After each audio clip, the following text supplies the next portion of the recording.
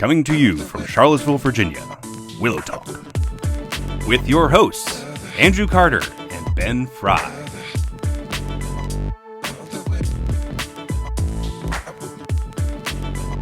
All right, so we're good. We're good. Hey, Andrew. Hey, Ben, how's it going, man? How's it going? It's been a long time since we did a video. Been a long time. But we're back. How was your summer? It was a great summer, Ben. I went to the beach. What did you do Nice. this summer? I did not go to the beach. Well, you got a house there, right? I did. I got a house. And I can just stay home for vacation. Even better. Kind of free, except for that loan. Yeah. On another topic, Swift is still the bee's knees, I hear. Yeah, people are still using it. They've not given up yet. One thing that's fun with Swift is there's in a lot of fields there's no right way to do things yet. We're still figuring out conventions, still figuring out patterns, strategies, what have you. Yep. One thing that we've seen a lot of different solutions for is JSON parsing into models. So we went to a conference recently. Yep. At Try Swift in New York, which was really good. It was awesome. And there's a great talk on JSON parsing and different strategies for doing that. And we kind of had our own strategy a little bit different from the ones that were covered at this talk. There's, lots of different communities have different ways, different opinions. But we wanted to share with you guys our favorite strategy, which we've been kind of working on for probably a good 4 or 5 months now, kind of refining it, making it better. Tweaking it. Yeah. So at the heart of it, it's almost no strategy at all, which is the best part about it. The best code is code that doesn't do anything. Right. You don't have to maintain the code that you don't write. So there's a lot of popular libraries out there, and the one I decided to pick on because it seems to be the most popular is Swifty JSON.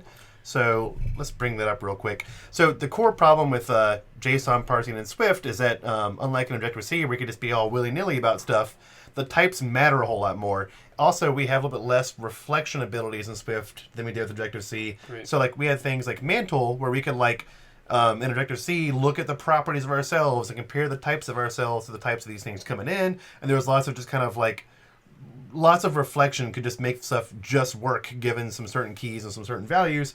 In Swift, you can't really do that. So most of these things out there, like Swifty JSON, do something along the lines of giving you an easy way to kind of drill down into some kind of key path in your dictionary, and then eventually ask for the type of what you want it to be. So in this case, he wants to drill down into this and grab it as a string. So if it's not a string or if it's missing, you can get the errors back. You can know what it should have been, what was there, and it takes care of the problem. The issue with using third-party code with this is, number one, it's code you've got to maintain. Yeah. When things like Swift 3 happen, Well, you don't have to maintain it unless they stop maintaining right, it. But that's you have true. to rely on somebody else to maintain it, which Yeah. I think is more of a problem than you maintaining it. Definitely. So if your project relies on, if you've updated to Swift 3 and these guys haven't updated to Swift 3, you're kind of stuck. Also, looking at, a lot of these things are a lot of code to do what is usually a pretty simple task. So if we look at the actual code here, there's a lot of, you'll see some common patterns and some repetitions, right? Where there's methods that, let's see if I can find what I'm looking for here. Right, so asking for something as a numeric value, asking for something as a string value, asking for something as a URL value, and a lot of it's just kind of the same code, right? Well, when you see a, what's the word there, Ben? Something looks like it's pretty much generic logic. Generic. I think there's something in Swift called generics that we can use here, right? It might be related. Maybe. So what we're getting at here is we can get rid of a lot of this code. This is almost 1,300, 1,400 lines of code, and we can kind of consolidate this down into maybe 40 or 50 lines of code, right? So the core problem is we want to be able to get something via a dictionary or from a dictionary, make sure that it's there if it's required to be there, and make sure it's the right type if it's required to be there. So let's get into it, see how we've solved this. Let me bring up this. All right, so let's get into it and see how we've solved this, Ben. Yeah. Jumping into Xcode, I've got a few type aliases here just to make things a little bit easier to work with. So we've decided that a JSON dictionary is something that has a string for a key, and the value can be essentially any object. Some other kind of JSON. Right. Yeah. So one thing that our JSON models will have in common, if we want to kind of build a structure around them, is that they all can be created from JSON, right? Right. So let's work on that. So we have a protocol. We'll call it a JSON model. And we want to be able to init with a dictionary. if I can spell that, be a JSON dictionary, and it can maybe throw, right? Because again, there's cases where we could be missing something and something could go wrong. And I always do something wrong here. Is it throws? Maybe that'll make it happy. There we go. Throws. Cool. So the one thing that all of our models need to do is be able to be created from this dictionary, strings for keys, JSON for values. And that's it for a JSON model. That's it. Bam, we're done. So let's go ahead and make a class. And again, this doesn't have to be a class. It could be a struct. We'll make it we're working with pets here. I've got some sample JSON that I've made before time. We'll call this guy a JSON model. And now it's going to complain that we need to do the initializer here. And let's see if Xcode, look at that. First time that's worked, first try. I don't want the internal there. Required. And yeah, we do want the required. Cool. So there's our initializer. And let's look and see, we've got 3 fields, right? We have name, owner, and age. So name's going to be a string. Age is going to be an int. And let's say owner is optional. So you may or may not have a owner. Right. Okay. Maybe you don't have an owner sometimes. So now this is going to complain that we need to, fulfill these requirements you've given in these properties. Again, here's where it's, again, we want to make sure it's there, make sure it's the right type. Right. And how do we do that in Swift? Generally go with the guard statement. Go with the guard statement. So we'll say make sure it has a name. We'll make sure it has an age. And we'll make sure that the types are correct. All right. Whoop. Capital Int. All right. If something goes wrong, we need to throw an error, right? Yep. So let's define some errors. So as a first start, let's call it JSON model error. We'll just have we'll have one case for now, keep it simple. So we'll call it invalid JSON. Nice. So we'll do throw JSON model error dot invalid JSON. All right. Since the owner is optional, we don't have to guard on that. We can just say self.owner equals dictionary owner as string, and we'll set the name and age to be our parsed out values. So this does the job, right? Already there, yeah, you're pretty much, you've gotten most of the way of where you need to do for most JSON parsing, which is just get the type, get it, if it's optional or not, fill it out, and throw an error if it's not. Right. So it's a very simple way of doing it, but it already is getting you like 80% of the way there. Sure. So this is code. There's no third-party library here to maintain. There's no, we understand all this code, and it's very simple. If there's ever a problem, any developer can come in here and look at it, and it's very reasonable. We can figure it out, and we can maintain this. Let's go to shot and make sure it works too real quick. So let's do a little pet. Let's pass in our, what did I call it? Pet. Let's call it a pet JSON, just so it's a little more obvious what it is. Yeah. All right. And to give me to try this, because it could throw, so let's wrap it in a do catch, and we will just print out the error if there is an error. Nice. Format it. You should print pet or something if it does work. Yeah, let's do that. Let's print out the pet's name. Yeah. So, a minute.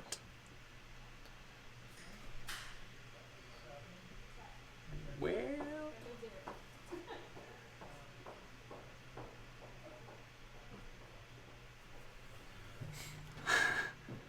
oh, you need the print in the do because you may not have that. Right. All right, there we go. Let's print out the pet if it was made. Print his name. There we go, Rex. Awesome. Cool. Okay, so we've got our pet.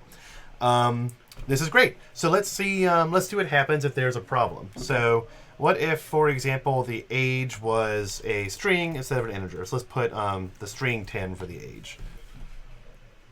All right, so our code worked. We know we have invalid JSON. But we don't know exactly what went wrong. We just know that something's wrong in all of that JSON that you were given, right? Right. So this is kind of where I ended up having some problems with this strategy. So if you look at the way we're doing this, we're having to guard over each one of these properties. So we could separate this out into multiple guards and throw different errors depending upon which one fails. Because there's no way inside of here, like I don't know what went wrong. Right. I can't tell what part of that failed. So one of our coworkers had a nice solution where he made an extension on dictionaries where you can ask for, for this key, I expect this, this type, give that value back to me, and it would throw if it wasn't that type or if it was missing. And that kind of gives you the ability to capture the specific error when asking for that specific key on that specific type. But the problem is a lot of boilerplate code. Right. So we end up back in that Swifty JSON rabbit hole of we're writing a lot of very generic code without using generics, right? So we spent at Try Swift, actually, after the JSON talk, Ben and I were like, man, there's got to be a better way to do this. And we spent a lot of time in the hotel room that night just thinking about it and, going over it. And we finally found a cool way to do this. So this is kind of like the secret sauce, as I like to say, of my JSON parsing strategy. So we want to make an extension on a dictionary. What I would like to be able to do is make an extension on JSON dictionary, but there's a problem where we can't quite do it that way. So we're going to say constraint extension must be declared on the unspecialized generic type dictionary with constraint specified for a where clause. So if you're new to Swift, extensions are a way to add functionality to an existing object or class inside of Swift, but we can't do it on a type alias. So we need to do it on a dictionary, but we want to do it on a dictionary that meets our JSON requirements. And where we can do that is adding these constraints. So we can make an extension on a dictionary where the key is a string, but we have to do expressible by string literal, and the value is JSON. So again, this is an extension, so we're adding functionality to any dictionary whose key is expressible by a string literal and whose value is a JSON value. Yep. And our which is what our JSON dictionary is. So let's make a little function here. We'll call it Decode.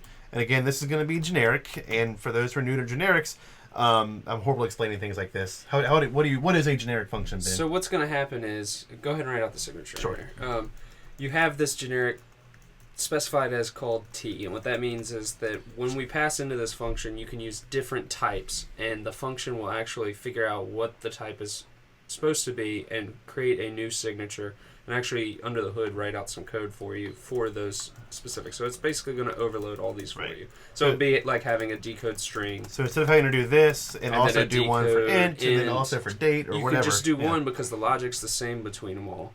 And when it goes to compile, it will figure out which ones it needs and write that out for you. Right. So it's actually super helpful. If you see that you're writing the same logic over and over and over again, but just the types are different in between them, most likely you can go with a generic thing like this to resolve This is where, like in Objective-C, you couldn't do this. You'd have to make a function that returned like ID type and would just figure it out on the fly. And that's easier to write in some ways, and it's more like quick, but it's also more error prone. There's no. It would be like returning any here instead of a generic. This is going to be a lot safer for you because there is still going to be type checking along the way. So the compiler will be able to help us instead of our users getting crashes out in the field. Yeah. So how's this going to work? So we're going to ask for a value of type T for a given key. So let's take, for example, this owner right here. Or not owner, let's do name first. Yeah. So we'll do a dictionary.decode for the key name. So what we need to do is the type system can figure out, because the thing that we're applying this to is of type string, that's how it knows what that T is. Now we have to do the job of figuring out if it meets that criteria. Yep. So we'll get the value. So again, self in this case is the dictionary that we're extending for the value key. So now we have value. So right now value is of type optional value, where again value is JSON. So we need to make sure that it is of type T.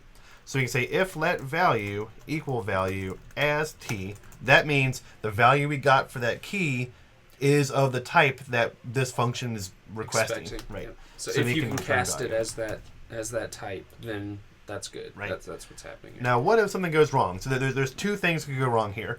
Either we're missing it, or we have it but it's of the wrong type. So if value is not nil, that means that we had some value there, but it wasn't the right type. So what do we need to do? We need to throw, right? So we need to, what error are we going to throw? So instead of throwing invalid JSON, we can throw a more complete error now. We can say, okay, we have a invalid type. Yep. And we can pass in the key. So we can return, or not return, we can throw JSON model error dot invalid type, and we'll put in the string describing the key. Look at that. New Swift 3. First try. All right, so again, we have to mark this function as a function that can throw. And now we have a problem down here where we need to mark this with a try. But what's nice is this already threw, so we don't need, unless we want to handle it specifically, we don't have to catch it here. And we can now get rid of this, and we can do this. Whoop. Oh no. I don't even know what I did right there. I think I hit save. Let's open it back up. Oh no. Let's close it and open it back up. Why'd it go away? There we go. Oh. Who knows what happened there? So you can get rid of the do me where a clause scare. here now. All right, so we can do take the same thing for owner. And again, we don't have to tell it what type it is because it just knows. Same thing for age. So let's take a look. Let's fix our JSON so it's back to being correct. And let's see if it worked. So I want to handle one more case here. You're not being exhaustive. Right. Here. So I need to make sure that I'm going to return a type T or I'm going to throw. So again, if it's there and it's the right type, we return the value. If it's there and it's not nil, meaning it was the wrong type, we throw that error. There's one more error, and that's that it was missing, right? So we'll call this a missing field. That's how you spell field, right? Mm. Good, good. So.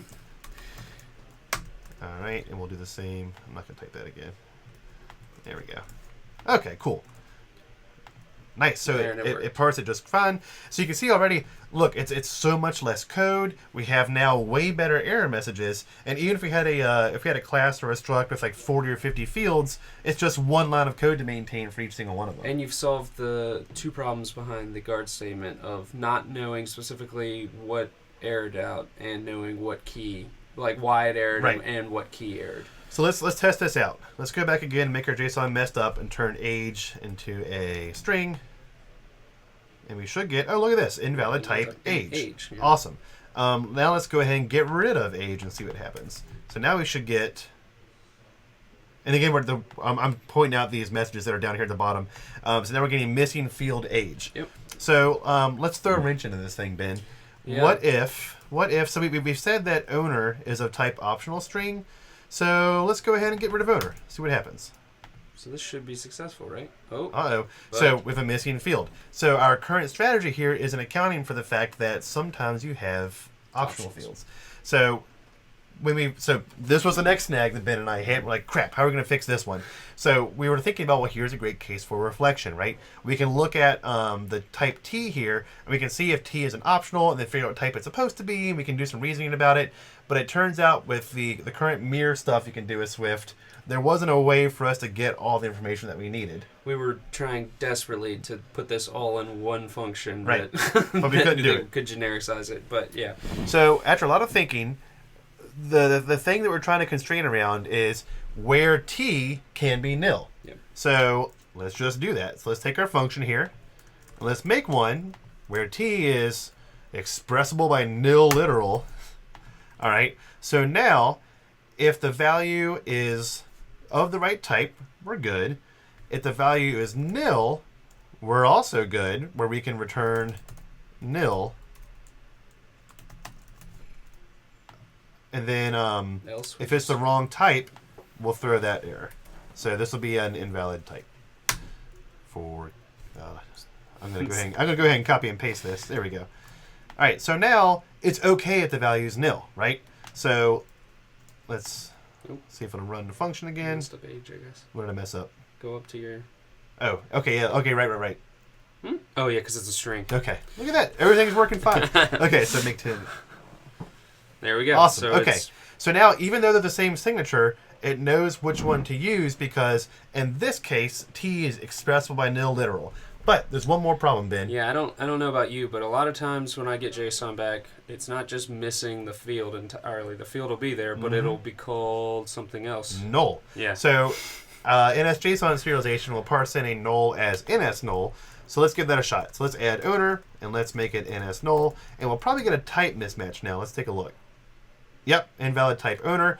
So this is a pretty easy fix. So if the value is nil or the value is NS null, there we go. Then it's good. Not too bad.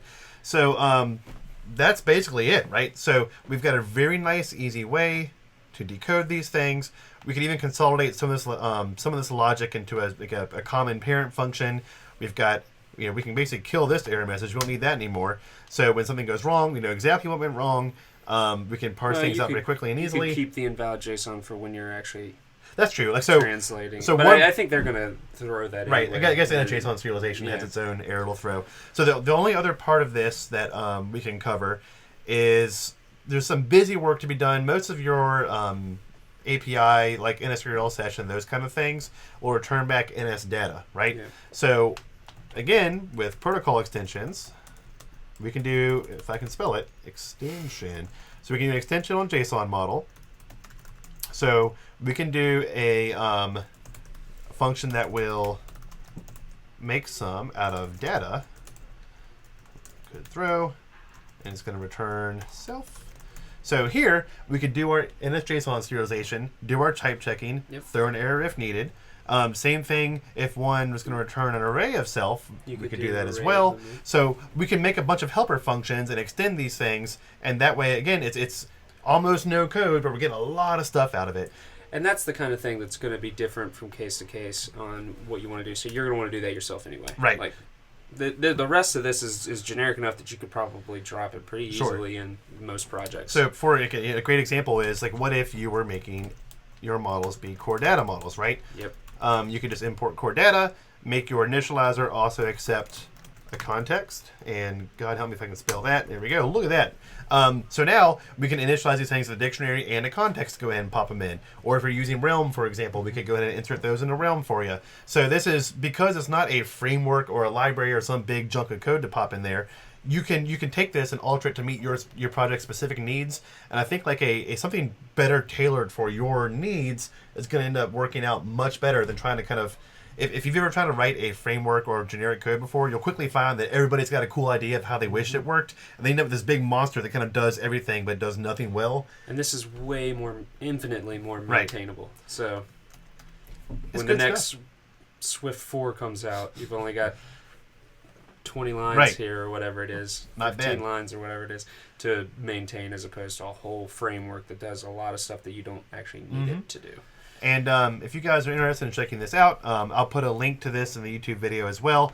But on my GitHub page, I have kind of a cleaned up example of how this stuff works. GitHub.com/AndrewRoyCarter, and then look at simply Swift JSON. It's a playground that kind of just goes into, I've got nice comments in there. I've got things kind of separated out a little bit. And there's some examples of how it works and shows how different problems can happen. But this has been working out very well for us. It's kind of the strategy a lot of us are taking now. And hopefully you guys like it too. And if you've got suggestions on better ways to do things, like for example, I'm not particularly happy with this any right here. I like to constrain that to things that NS-JSON serialization can actually handle, like NS number, NS string, or not any object out there. So this can be even more improved upon, but we're pretty happy with how it is now. Yeah. There you go. Looks good. All right, so hopefully we'll get you guys a new video in less than 6 or 7 more months. Maybe. And if we're lucky, we'll do an Android JSON parsing kind of thing too. So kind of that would be good to see how the other side works. The other side. All right then, Ben. It's a Big 10-4. Big 10-4. Ah.